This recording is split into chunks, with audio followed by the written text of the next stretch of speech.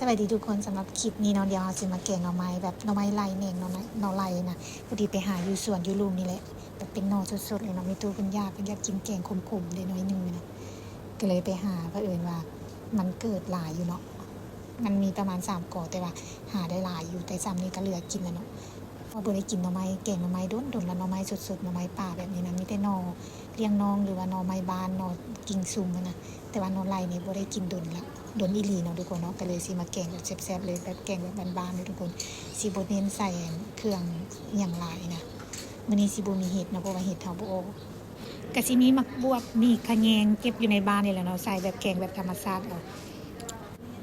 นี่แหละเนาะมันเป็นความสุขใจอันนึงที่ว่าเวลาเฮาหาหยังแบบสดๆใหม่ๆนะเฮาก็มาเฮ็ดแกงกินโลดนะมากินแบบสดๆใหม่ๆแบบธรรมชาติมันได้ลึกถึงความหลังแต่ตอนที่เฮายังน้อยเนาะตอนสมัยตะกี้เนาะเวลาอยากแกงหน่อไม้ก็ข้างหม้อไว้แล้วก็ลงไปหาอยู่ไกลๆบ้านเนาะแต่ว่าเดี๋ยวนี้มันก็ยากเดี๋ยวเฮาย้ายมาอยู่ในเมืองมันก็จะบ่ค่อยมี อันนี้ก็ยานางคุ้นๆเลยเนาะที่ว่าเฮาเอาอยู่ในบ้านนี่แหละยานางก็บ่อึดเนาะแถวนี้เนาะก็โชคดีเวลาเฮาย้ายมาแล้วมันจะเป็นป่าเก่านะมันก็สิมีต้นยานางขึ้นแล้วก็อันดินที่ว่าเฮาซื้อมาถมดินปลูกฝังอะนะเผอิญว่าเอามาถมแล้วมันสิมีอันเสื้อผักกะแยงนะมันก็สิเกิดขึ้นเองเวลาเฮาหดผักบงเอียงก็ได้ไปเก็บเอาอยู่ตามนั้นเนาะ แต่สำหรับมื้อนี้เฮาก็สิมีตั้งแต่มักบวบเฮาไปขออยู่ทางหน้าบ้านนี่เนาะแต่ว่ามักบวบเฮาบ่ทันได้ปลูกหาก็ปลูกมักน้อยหาก็เริ่มสิตั้งต้นเนาะทุกคนเนาะอันนี้แหละเป็นใหม่ๆเลยก็สิมีส้มมักบวบแล้วก็สิมีมักบวบเท่าหันเฮาสิบ่ได้ใส่หยังหลายแล้วก็สิมีผักกะแยงน้อยนึงสำหรับไผเคยอยู่แถวนอกติสมัยตะกี้เนาะก็สิได้คิดถึงแบบว่าเรื่องแกงหน่อไม้นี่นะมันสิแบบเขาเจ้าสิบ่ใส่อีหยังหลายก็สิมีแต่ผักที่หาได้ตามบ้านเนาะอันนี้เฮาก็สิใส่ปลาแดกแล้วก็แป้งนัวลงไปน้อยนึง แต่บางคนก็เจ้าอาจจะมักข้าวเบื่อคุ้นๆแต่ว่าเฮาสิใส่บ่หลายข้าวเบื่อนะใส่อยู่แต่ว่าในสิเฮ็ดให้บ่คุ้นปานใดก็สิมี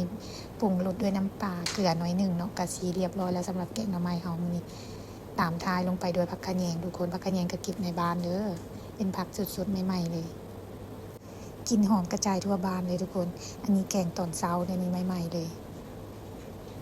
สำหรับแกงหน่อไม้เฮามื้อนี้ก็เรียบร้อยแล้วพอดีมื้อนี้หันเฮาไปหาหน่อไม้นะมันก็ได้อีหยังว่าอันขี้เหล็กมาเนาะมื้ออื่นก็สิเฮ็ดออมขี้เหล็กเนาะแต่ว่าเฮาไปหามาไว้ต้มไว้ก่อนนะเพราะว่าเฮาบ่มีเวลาเนาะกว่าสิแบบหามาได้แต่ละอย่างนะแบบมันจะเฮ็ดพอมือบ่ได้นะทุกคนคือแกงหน่อไม้คือกันเฮาหามื้อวานนี้อาจจะมาแกงตอนเช้าแต่เตรียมเครื่องไว้เนาะอันนี้ตอนไปหาหน่อไม้มามันก็แบบมีตู้เพิ่นก็มาโปะดีใจเนาะแบบคือสิแม่นคือผู้เฒ่าเนี่ยก็เจ้าได้เห็นแบบเคยเฮ็ดนะแบบ ปอกหน่อไม้แล้วเฮ็ดกินเลยนะมันก็แบบมีความอันนี้เป็นความสุขของกระเจ้าเนาะเป็นแบบคล้ายๆกับว่ามันแบบของสดใหม่นะแบบกระเจ้าก็เคยกินแบบนี้นะแต่ผ่านมาเฮาก็สิมีหน่อไม้อื่นๆหน่อกิ้งซุ่มหรือว่าหน่อเลี้ยงน้องอีหยังเกิดขึ้นมาใหม่ๆเนาะอันนี้เฮาก็สิแบบได้เห็นคิดเห็นตอนแต่เก่าๆนะยามนี้มันจะเป็นหน่อแหนงเนาะสำหรับหน่อไร่นะมันจะเป็นบ่ออกแล้วเพราะว่าฝนมันหยุดตกไปแล้วดิ อันนี้มักบวบเขาก็ไปขอได้มาเรียบร้อยเนาะยานางก็แบบใหม่ๆเลยทุกคนสำหรับคลิปนี้ก็สีฝากไว้เท่านี้แหละใครมากินแกงหน่อไม้หน่อแหน่งหน่อไหลเนาะก็แบบน้ำลายออกไปเลยทุกคนให้เห็นคลิปนี้เนาะ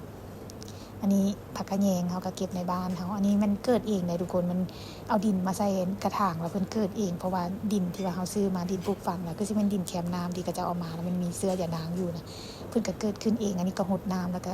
ได้กินตลอดเลยเนาะ สำหรับมะแข้งค่ะบ่ทันมีนะเขาก็สิเอามะเขืออ่อนมาใส่สำหรับคลิปนี้ก็ฝากไว้เท่านี้นะทุกคนนะบ๊ายบายพบกันใหม่ในคลิปหน้าเด้อทุกคน